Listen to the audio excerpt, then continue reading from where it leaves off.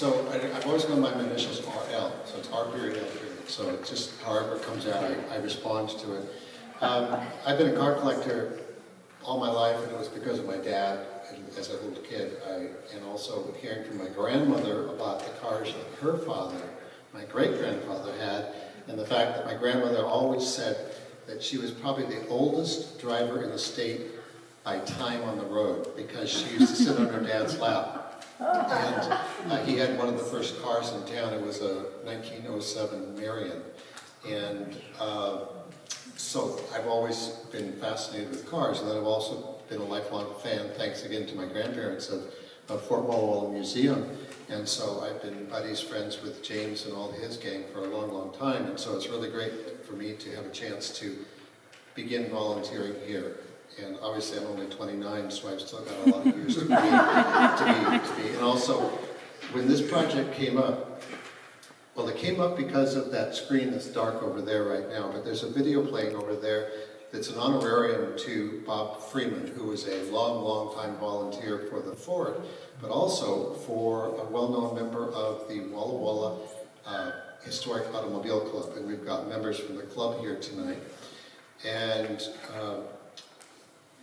I won't really go into this other than James called me up one day last fall and said, hey, I've got this project I'd like you to do it, because he's busy up to here. So it had to do with putting together a little bit of a story about Bob and his old cars and his friends' old cars.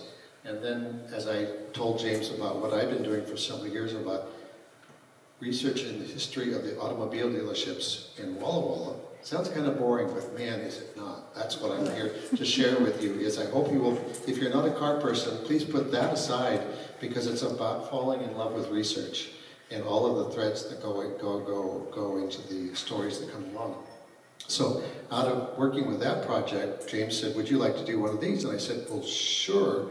But my big problem suddenly was, I've been researching for years, and I had research up to here, but it was in all piles, and they weren't edited. And so it's a challenge, and now I'm taking up some of my time just explaining this to you, but 45 minutes or less. I said to James, you know, I cannot cover from about 1905 to about 1960 in 45 minutes. And I worked on it for a while, and then I realized I'm only going to get to maybe 1916 in this first episode. And I spoke to James, and he said, well, that's okay, because it's like volunteer job security. You can keep coming back. But obviously not every month. So over the next couple of years, hopefully we'll eventually get up to 1960. So that whether you're into collecting high-wheelers from the brass era from 1905 to about 1915, to the late T's into the Model A's of the 30s, and then the interesting cars that got much more technologically advanced in the 30s and 40s, up to muscle cars and sports cars and everything. We'll eventually get there, because you'd be surprised how many different brands have been sold in this town, not just basic American cars, but there have been times when there was a Jaguar dealer here in town at one time. And so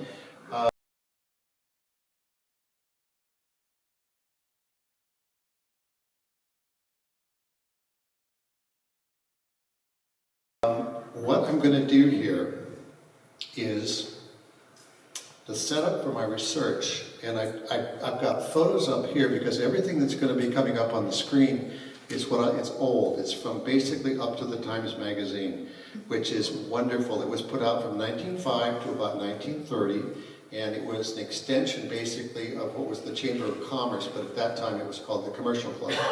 And so it was quite promotional, but I've never found such a rich tomb, composite or stash of, because they're not just talking about promoting local businesses, they're also talking about humor and music and art and cooking and you name it.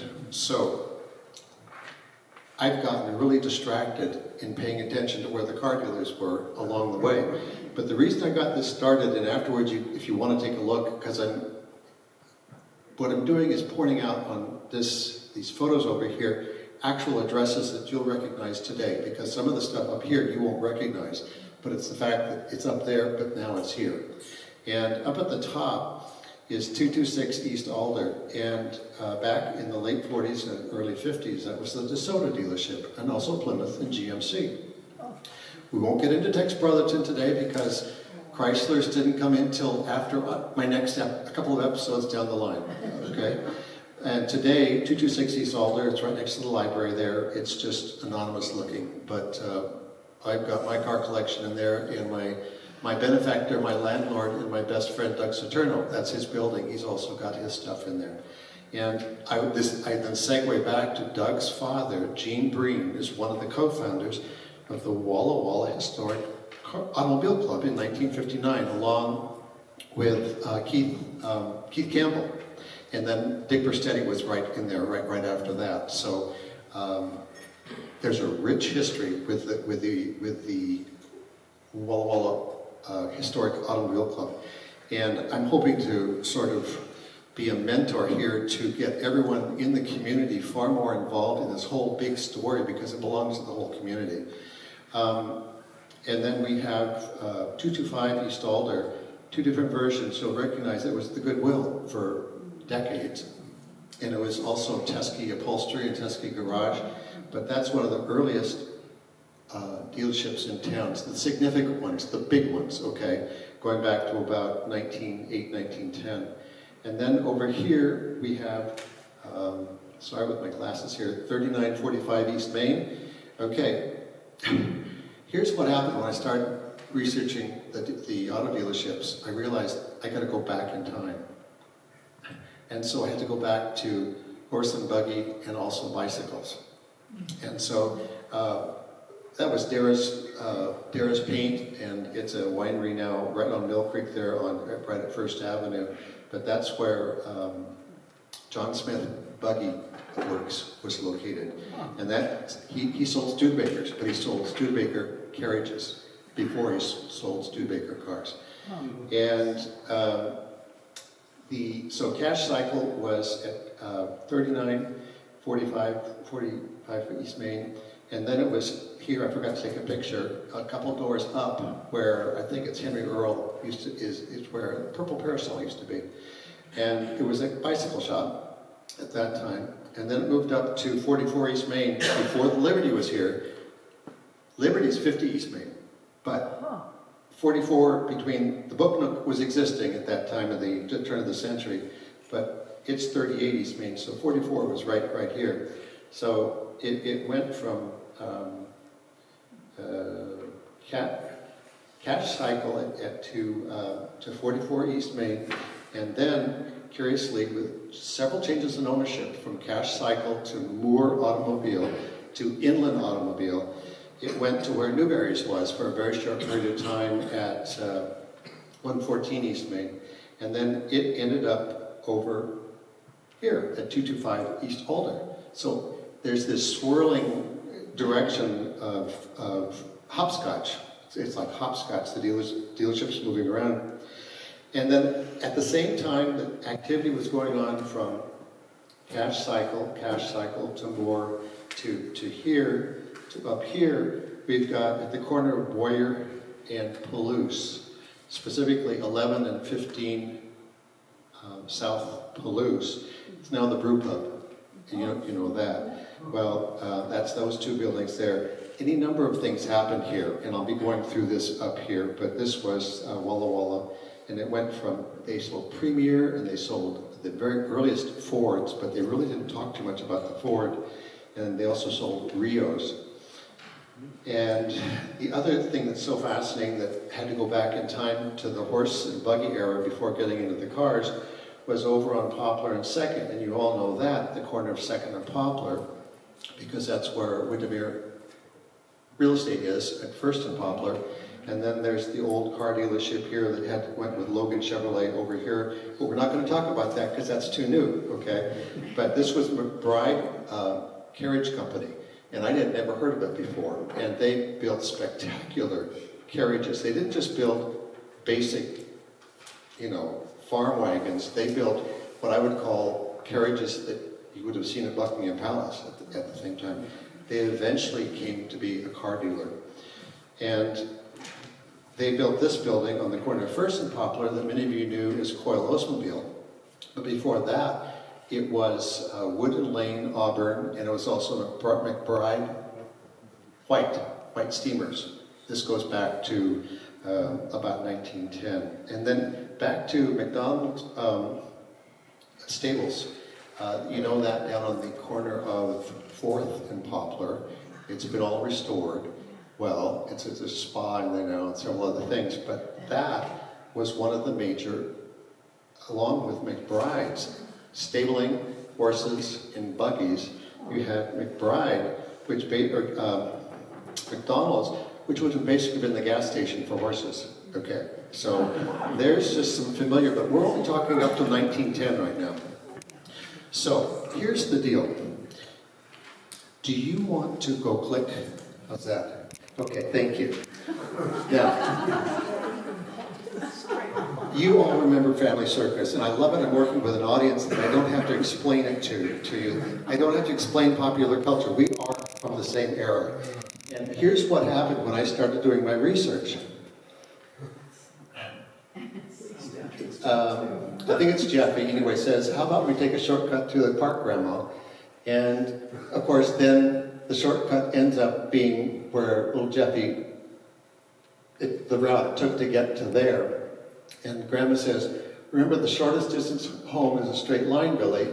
And he says, yes, but it's the least interesting, too. And that's the rabbit hole that I went down, and I'm in right now, and I'm having more fun because going in a straight line to something is no fun at all.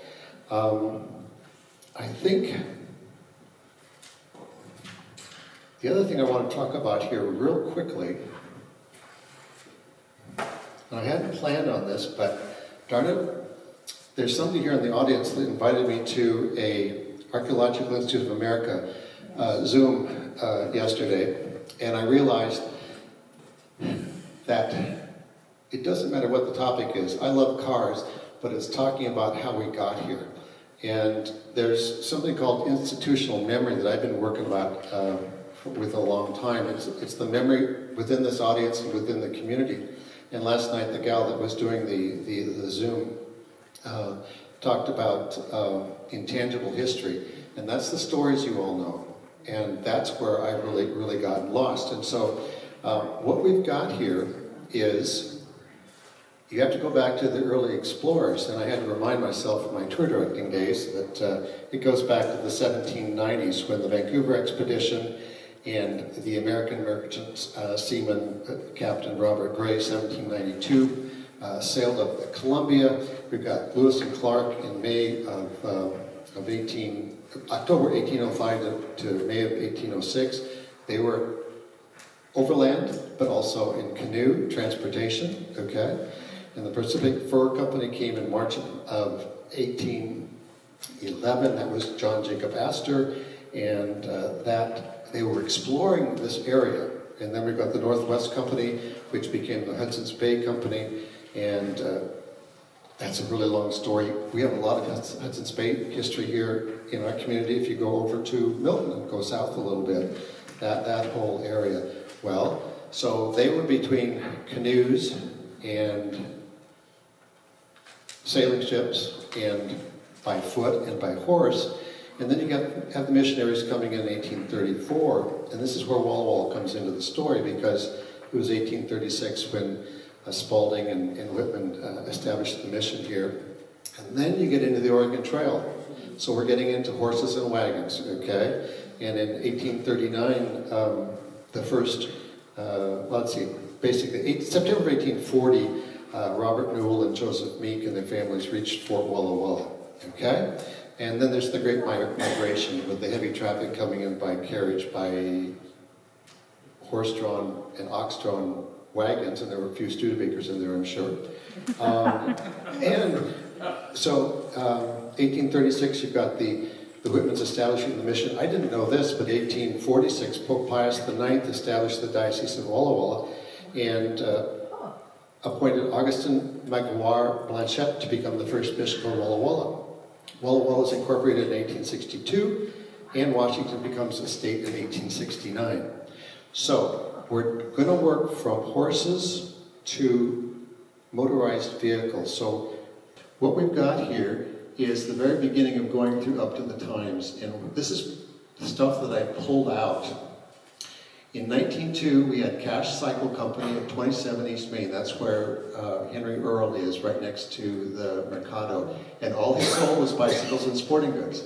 But by 1905, he moved a couple, the next block up by the Liberty, bicycles, automobiles, and sporting goods. So there's a link right there. So the next slide. Now, up to the Times Magazine. This is the first one from 1906. It came out once a month. So the next piece, please. And why I point this out is, I was raised on the story by my grandmother, the Bridge Clothing Store, and you can see it from the DeBrucker building, which was the Book Nook. And this is November 1906, but already we're not a cowboy town. Pendleton still is, and that's a compliment. It's meant to be a cowboy town. We started as a cowboy town for about 2 seconds, and then became a business community. And so the style was on the street. So the next one, please. Now up here we look through the ads. The Moore Automobile Company. Cash Cycle is now changed to Moore Automobile at 44 East Main, and they sell automobiles, bicycles, and gasoline engines. But they don't say what kind of automobile, because that isn't exactly important. They're so new, they don't bother to highlight a particular brand. So the next one, please. Now, I had to throw this in because we're not just dealing with draft horses and cowboy horses, but we have these beautiful fast horses, and these belonged to Judge Thomas Brent. And Wendy Williams Rahm is sitting here. You can raise your hand, Wendy. Judge Brent is her umpty grandfather. My Great-great-grandfather, yes. And they're gorgeous horses. They were trotters, so as you can see. So there was transportation, but it was getting to be speedy transportation. Okay, next please. There's a picture of Judge Thomas Brent.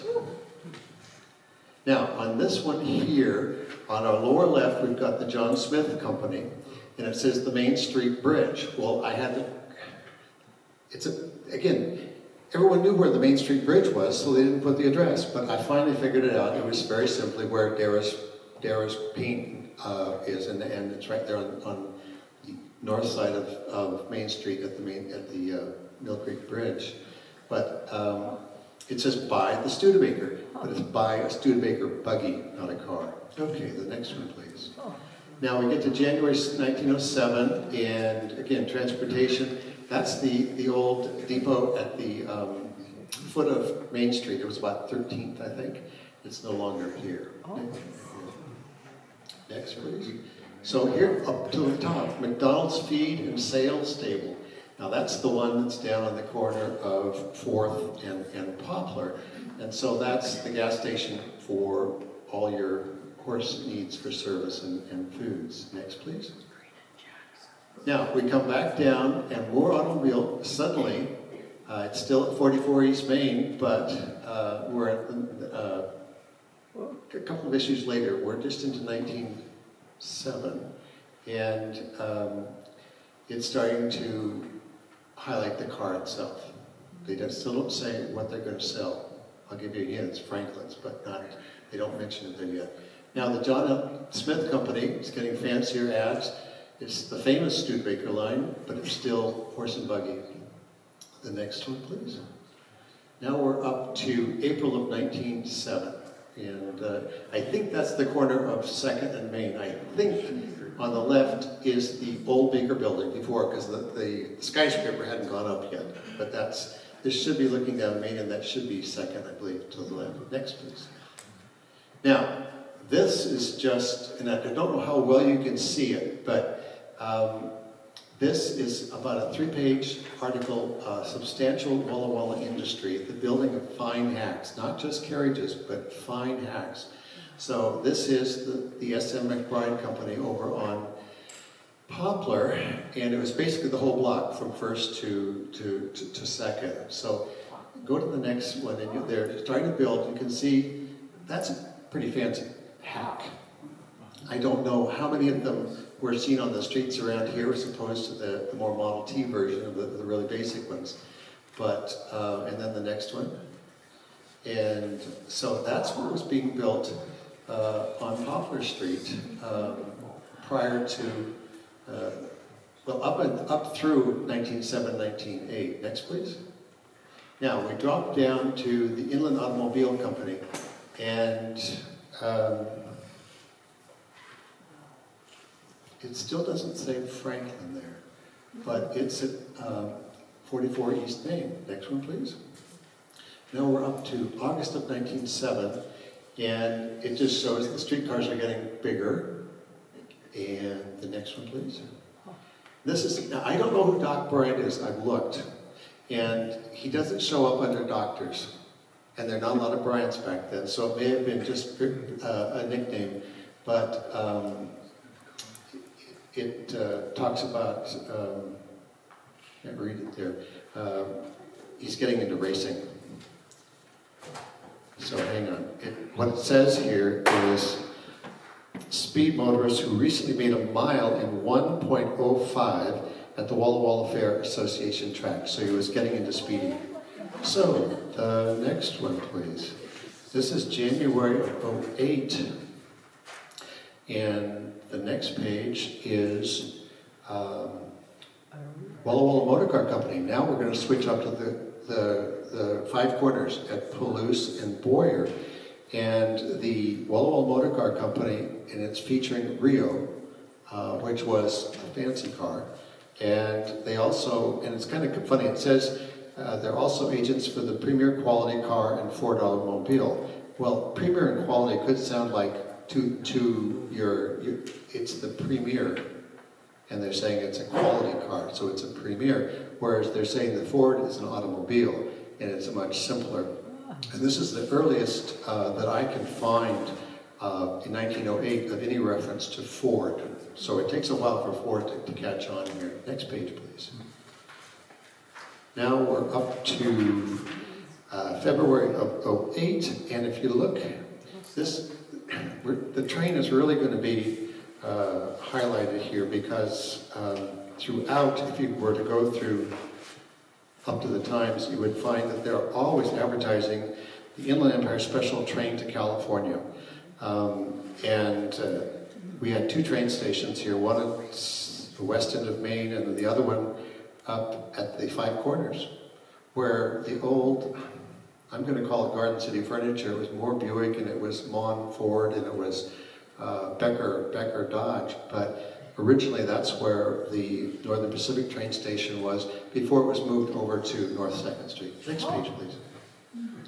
So now we have, okay, got to throw in some bicycle stuff. And probably all of you know about the Jackson family. Okay, it goes way, way back. And they were 210 East Alder at that time, which is just a couple of doors down. It's about where Stewart's Cleaners is today, just maybe a door or two off from there. And it talks about the right kind of bicycle. You get splendid service and much pleasure riding the wheels we sell. When I was a kid, my grandfather never talked about my bicycle. He said, "Where's your wheel?" And for a long time, I was like, "What do you mean? It's got two wheels." But wheel was a bicycle for another era. Now, the next page, we've got the whole story about the Walla Walla Motor Car Company.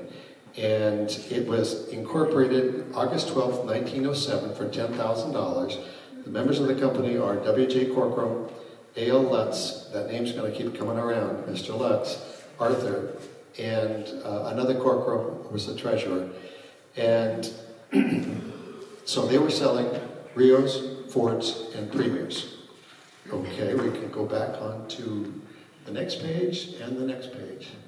Now up there is Mammoth Livery, Sales, and Stables, and this is where they talk about the McBride Company, and that's the company that builds that fine hacks.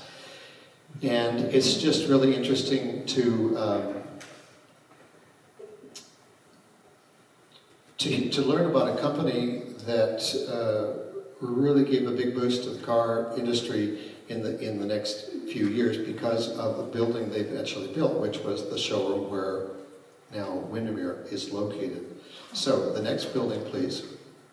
Okay, this is going back to, that's corner of 2nd and Poplar. And at the far left, it's not there yet, but the Windermere building would be at the end of the block where the big kind of square building is. And where we have that setback building from the 20s or 30s, That's the corner right there. But that's where they were building those fine hacks, and they were also stable in livery. So next picture, please. Now we're up to March 1908. And we can go on to the next page. And it's just one more ad up at the top for Rio Motor Cars. And it says, have you seen the new 08 Rio? So the next page, please. Now we're getting fancier. And what we have here is the first real announcement in March of 08. It's the best automobile argument. It says, let us give you the argument in a Franklin. Select the most difficult roads and steepest hills, and the Franklin will carry you over them so easily and so comfortably that we will understand the enthusiasm of Franklin owners whenever their cars are mentioned. And part of the deal, I think they were so popular, was they were air-cooled. Air-cooled. Okay? So we'll go to the next slide, please. And we're up to April of 08. And at this point, we're getting into the development of Pioneer Park, and they sold buttons. And it was, if you read through this, because it was the Chamber of Commerce magazine, it was like, are you wearing your buttons, your Pioneer Park buttons, for soliciting support for the park? Now, the next page, bicycles in 1908. And it basically says here that the bicycle is very popular with many in Walla Walla, and a large number of new wheels will be sold in the city this spring. One dealer who was interviewed, F.J. Jackson, manager of Jackson Cycle, it's one of the largest concerns in the bicycle business in Walla Walla, and he's the one that said the bicycles, he promoted it, the bicycle is very popular. So, that's another form of transportation. Now, the next page, and this is a page where you will have seen this picture probably a number of times, and the next time you do see it, I hope you'll see it sometime, every time over a period of years I went back and looked at this, I saw something different, something new added in this photo. It's of the Walla Walla Horse Show, February 19th, 1908, and it's part of a parade on Spokane Street. That's the horses in the foreground. The corner of the relatively new YMCA is on the right. It's still there today. It's the old IOF. The dark building with the dark windows, that's the alley, backside of the Goodwill, okay? The arena of the Goodwill. That's the new home of Inland Motors, which was over on Main Street in two locations, from Cash Cycle to Moore Automobile to now Inland. And at the very end, and I just discovered this, that building at the end, that's where the library is today. But that was Walla Walla Hospital for many years, at the very end of Spokane going south when you get to Alder. So there's a horse show, the Y, the backside of a new car dealership building, and Walla Walla Hospital. Next picture, please. Now, we're going to go to the next picture. Now we're getting to the horseless carriage, and what it says here is demonstrating that it is right in the ranks of the up-to-date cities of the country. New styles of motor vehicles are daily making their appearance in Walla Walla. The city has had automobiles in large numbers for years, and it's now come to pass that local business houses are taking to motor vehicles for the delivery and carriage of goods. And what you're seeing there is a 30 horsepower Rapid, and it's not a fast, it's a Rapid name, Rapid truck.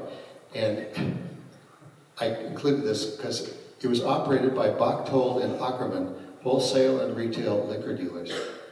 So that's what we're doing there.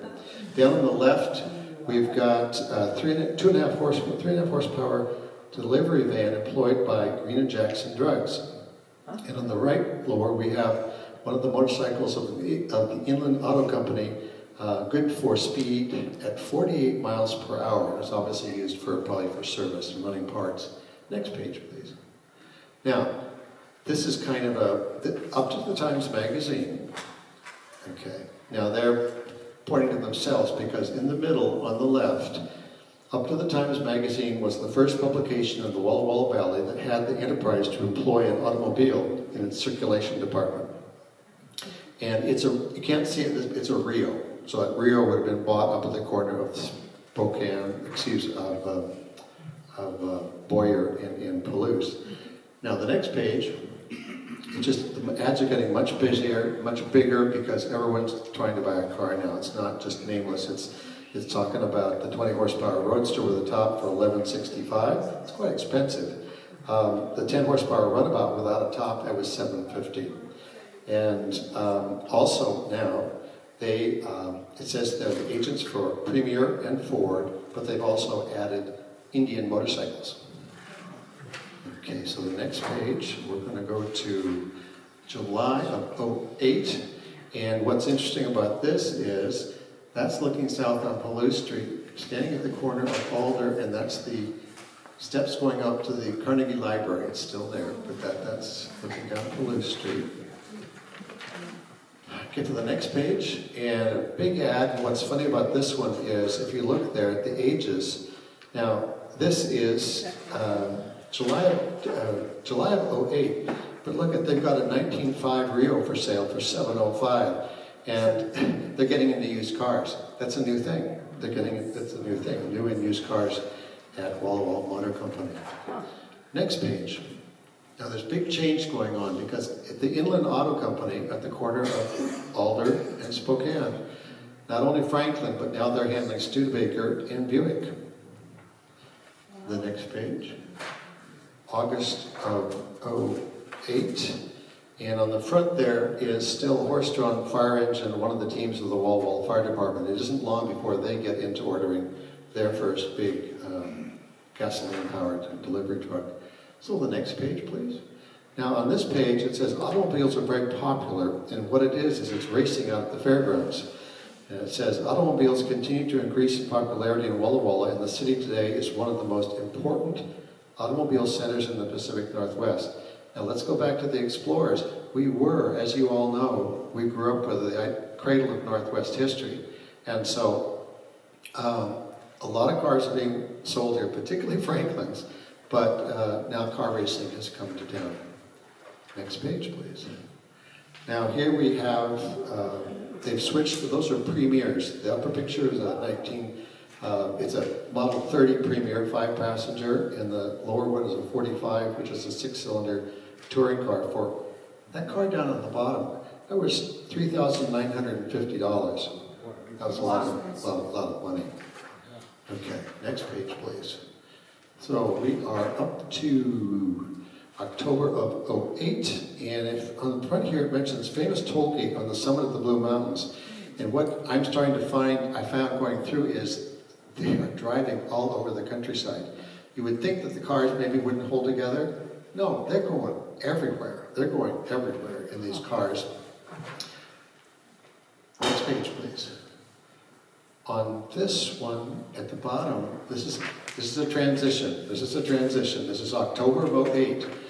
S.M. McBride, the fine hack company over on Poplar Street, announcement of the motoring public.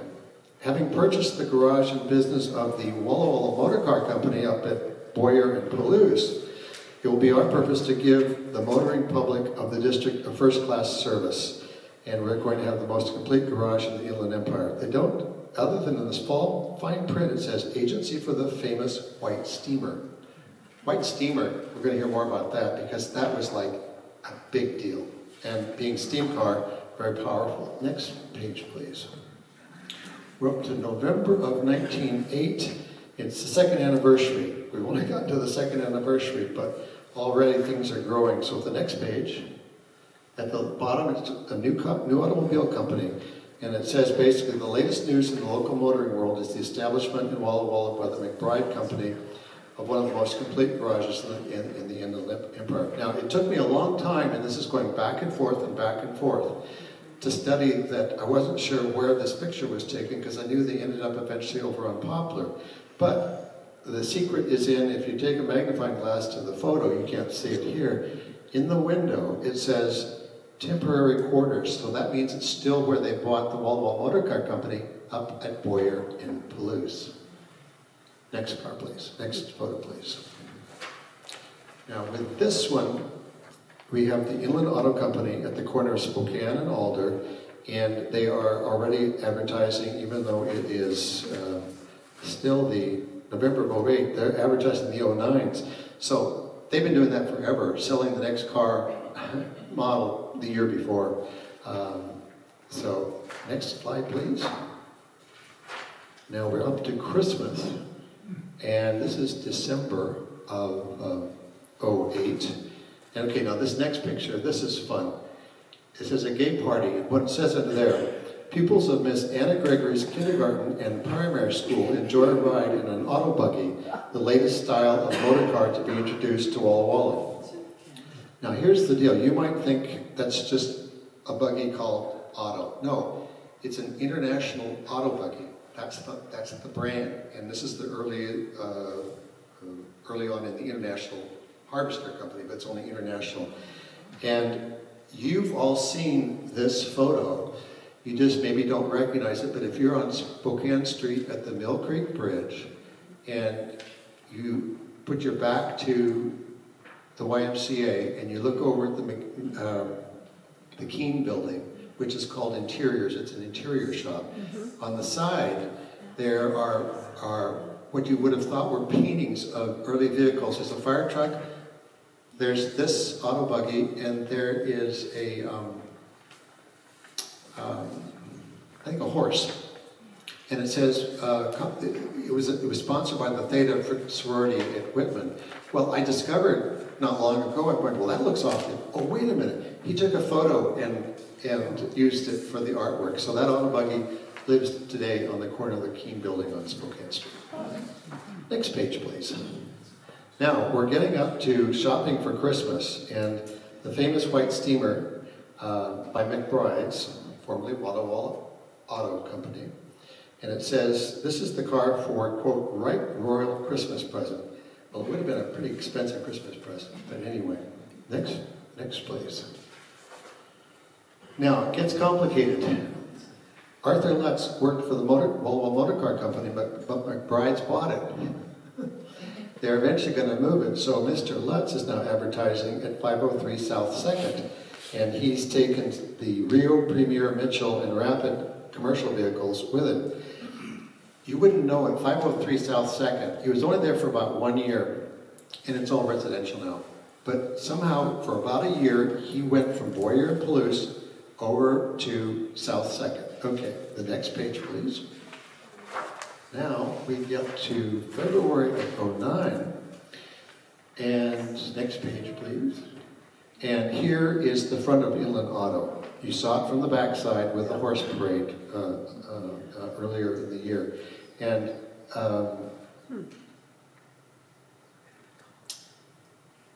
it says right here, a notable headquarters and distributing center for motor cars for some years, the automobile business in Walla Walla can now be said to be conducted along lines that are strictly modern as well as on a somewhat larger scale.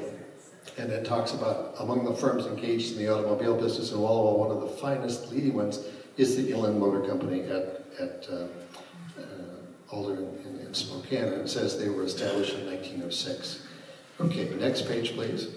And what's cool about this is, that specific showroom, it just looks like that today after all the different remodels, because it's a gymnasium now for that 24-hour fitness center that's on in that building.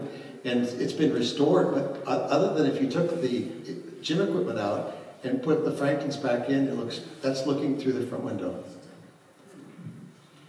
Okay, the next page, please. Those are the boys back in the office managing it. Okay, the next page, please.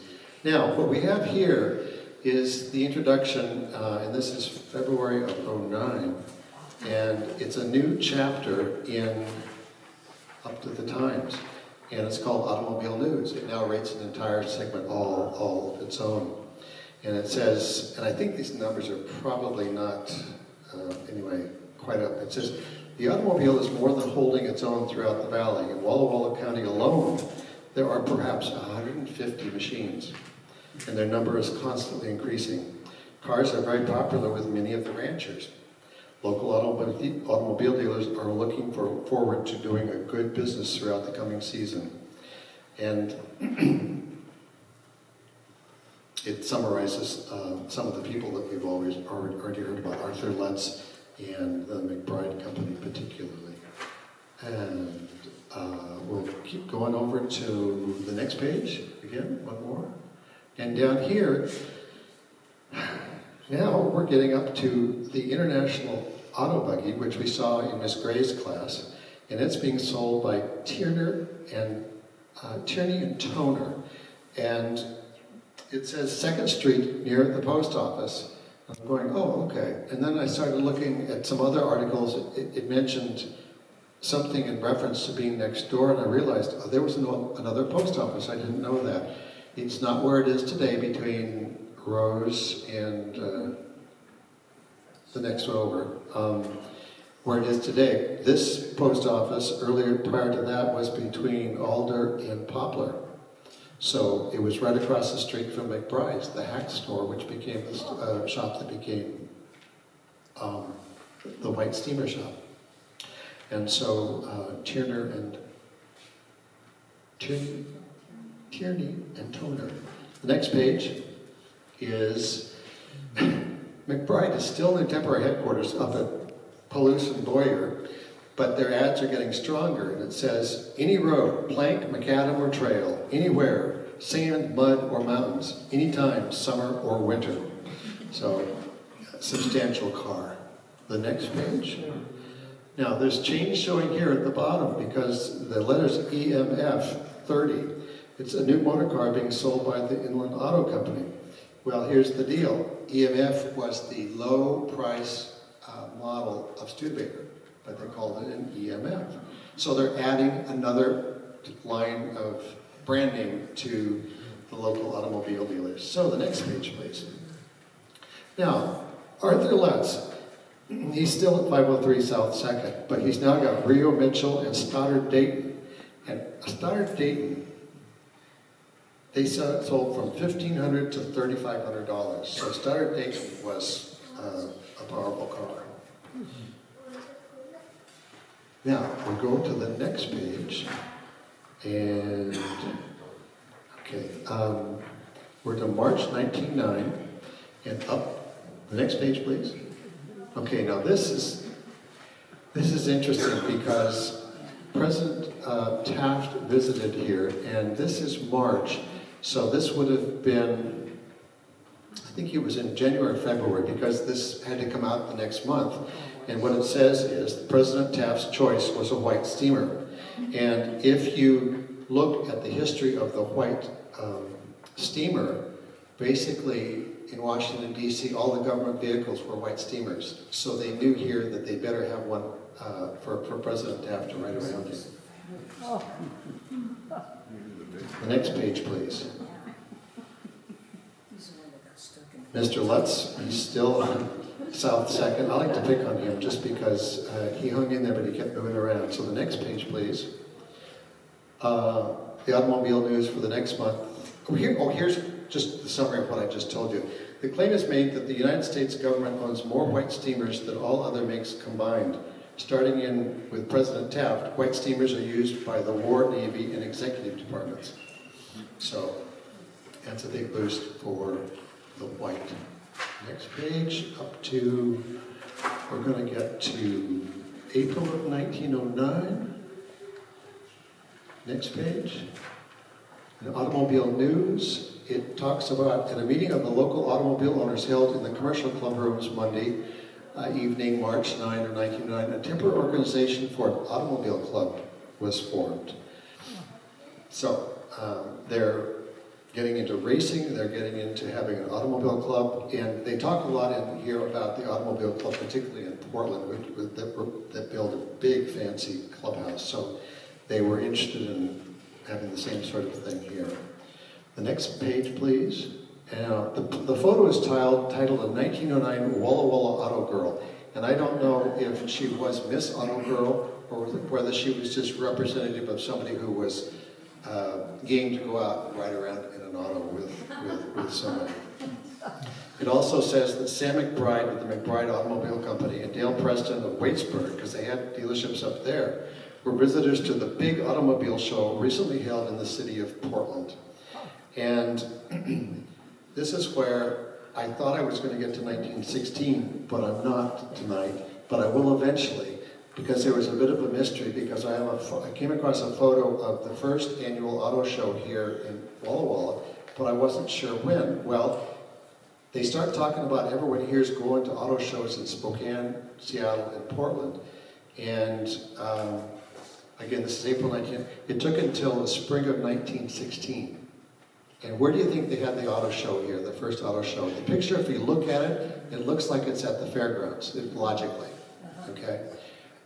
It finally, by comparing and contrasting the photos, they held it in the Denny building on the corner of 2nd and Alder. And that was a big department store. And apparently they emptied out the department store because the department store was there before and after the spring of 1916, but they had this major auto show, so that was a big deal for here. The next page. This is just getting more complicated with advertising, trying to catch people's attention. It says, how near are you converted to Franklin logic? Useless weight don't make power. Power that pushes is the only power that counts. Franklin lightweight makes the power do more. Did you ever look into the simplicity of a Franklin? You never heard of a fatigued Franklin owner? Question mark. Well, obviously you can imagine how torturous the roads were, so that's trying to say there's a lot of quality in riding in a Franklin. It makes the road easier. Next page is City and Rural Life, and we're up to May 1909, and they're talking about on the front here, shade trees on highways. So highways are starting to come into more about roads that actually go somewhere, where you would want to travel in a car to go somewhere. The next page is the automobile news, and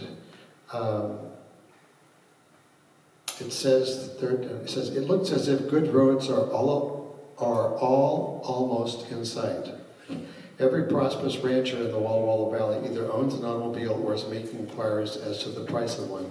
So obviously, if they're taking their cars further and further out in the county, they're having to come up with a road department to make sure that the roads are there for the cars to travel on.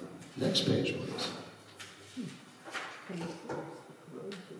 We're June 1909, and on the cover there's an artesian well, and this isn't about wells, but I wish we could go into it because this is one of the lateral rabbit holes I've gone down.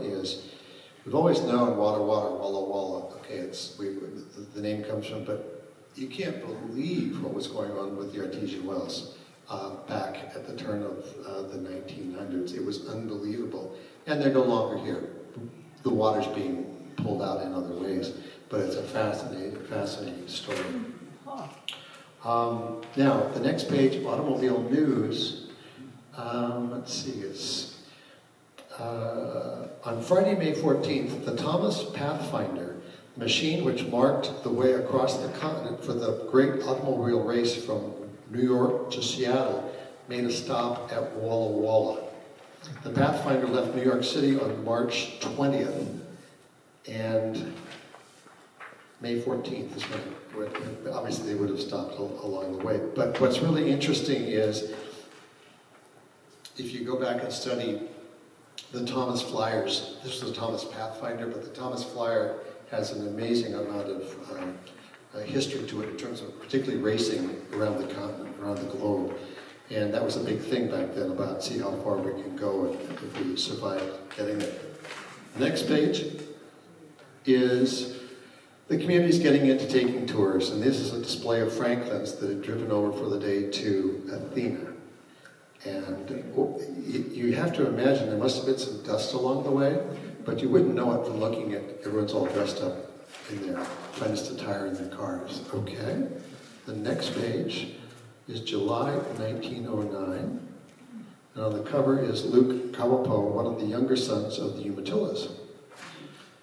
And the next page, please. So we go down to the Inland Automobile Company has moved its offices and sales room from the corner of Spokane and Alder to 11 South Palouse Street. So the Inland Company went from 44 to Main to Heritage Square, and then it went over to the corner of Alder and Spokane, and now it's moved up to Boyer and Palouse, where the Walla Walla Motor Car Company has moved down to 2nd and Poplar with their McBride. That's just to show the hop, skip, and a jump. So the next page, please. Here's now, Inland Auto Company is at 11 South Palouse. And what it turned out, I finally figured it out, Inland didn't exactly leave their building over at the corner of Alder and Spokane.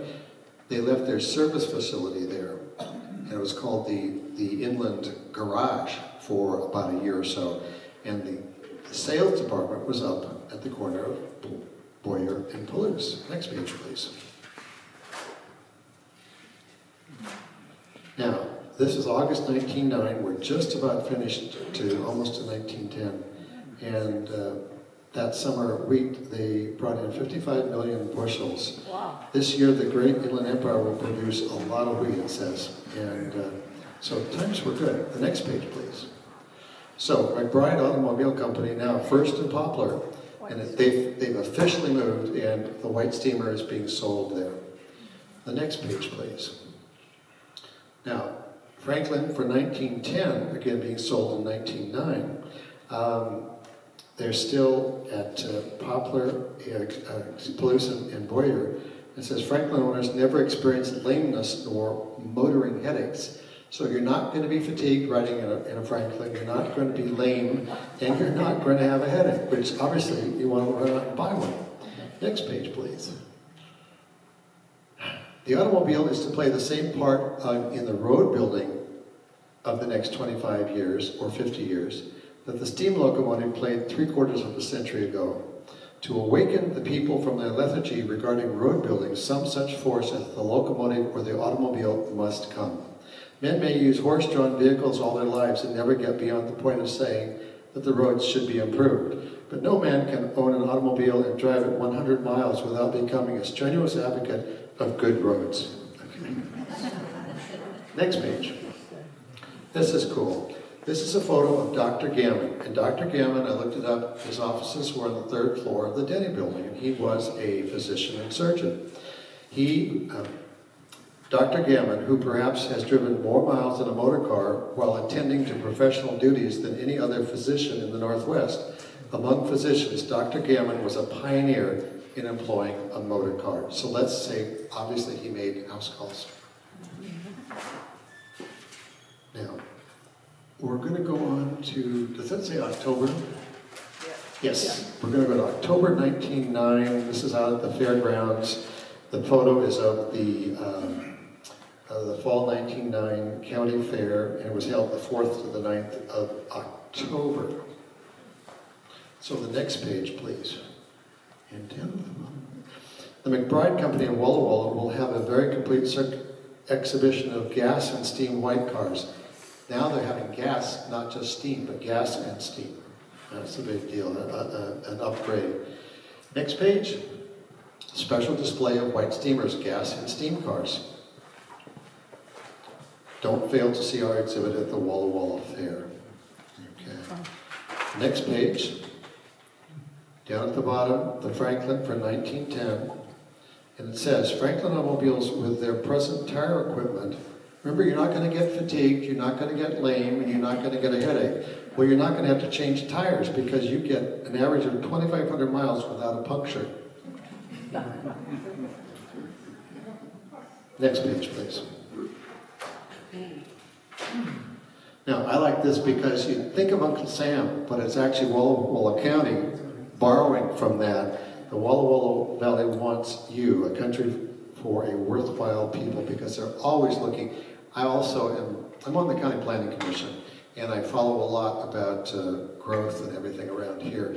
And what I found is they were trying just as hard back at the turn of the 1900s to grow here as, it sounds like today it's a new thing, or they're trying to break through. Well, they've been working hard at it for over 100 years. I just thought that was the kick. Next page, please. And basically all this is going to show is the automobile parade that opened the 7th annual fair for Walla Walla last month was a gala occasion in local automobile circles. The parade was a great success with some 75 beautifully decorated autos in line.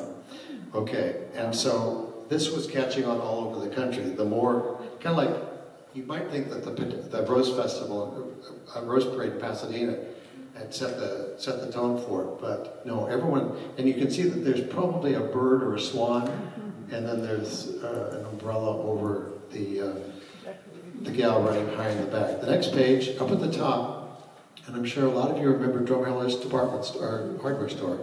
Well, that's Mrs. Oscar Drumheller's car, which was beautifully and tastefully decorated in yellow and white, with yellow chrysanthemums carried off. She took second place in the auto parade. At the bottom, it's Secretary R.H. Johnson of the Fair Association, and the display on his car, if you can kind of see it, it represented the farmer of today and the farmer of 21 years ago.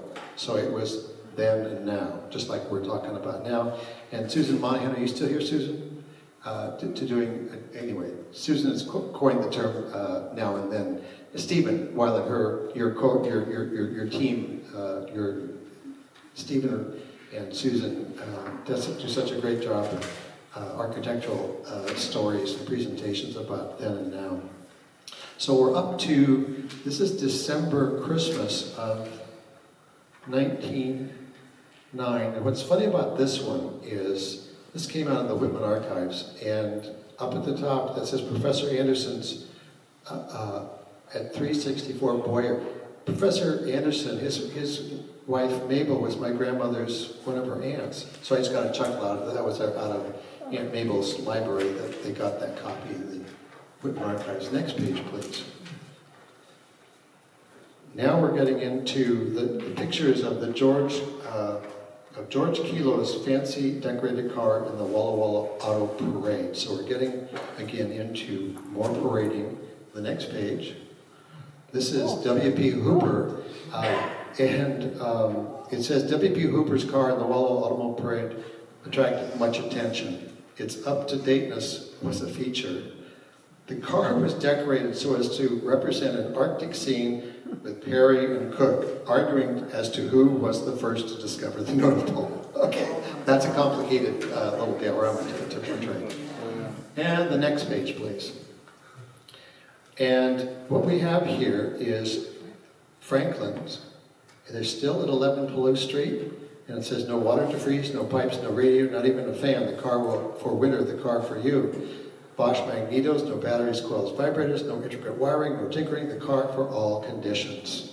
So we're then going to turn the page to the famous white 1910 automobile. Again, another, for a right royal Christmas present, let it be a famous white, either gas or steam, at McBride's over on Poplar. And the next page, we're going to January of 1910. And what we're going to do here is we're going to wind this up. And what we have, the next page, please. The latest addition to automobile agencies in Walla Walla is that of the John Smith Company. Remember, they were the Studebaker buggies, okay? And you remember that Inland added the EMF, which was the economy Studebaker, okay? Well, John L. Smith, which hereafter will represent the famous Studebaker cars in this territory. The John Smith Company has represented Studebaker wagons and vehicles in this section for the past 18 years and is preparing to make a specialty of the Studebaker cars during the coming season. So now they're adding Studebaker cars over on Main Street, while Inland is selling the economy version, the EMF, on Alder Street. And finally, one more page. One more page. That ad. Again, for the Franklin, they really got pushed here. Notice the address. They're back at Spokane and Alder. So it's come circles around back to the... And we are at 5:07. So this is the conclusion of how far I've gotten. Now, just hang on, because I haven't talked about Ford. I haven't talked about Cadillac. I haven't talked about Chrysler. And we're talking about the Brotherton family. And we're talking about several different owners of the Ford dealership before we get to the Teague family, who I'm good friends with Pat Brunzell, and she's got a new, I can't think of her name. Anyway, dear friend of mine, but you at the museum remember Bill Lake, Uncle Bill. He was one of the longtime volunteers here. And it was Bill Lake. See, Bill Lake married one of the Teague girls, and John Brownell married Elaine Teague. They both were daughters to Bill Teague, who bought the Ford dealership in the 30s. So it's going to take a while. Then we have to talk in the teens when the Mons from Seattle came over and started selling Fords in a big way, and they were on Alder Street. There's a new ladies' clothing store called Liz and Kay. It's at the west end of where the Goodwill was, Liz and Kay. That was for years Mon Ford, but we're not there yet because it takes a little while, a couple of years. And then eventually they moved over onto to Main Street. And then in the 30s, the Teagues came along and it's over on Rose Street. But stay tuned, you have to come back for that story. So thank you very much. Thank you for your patience.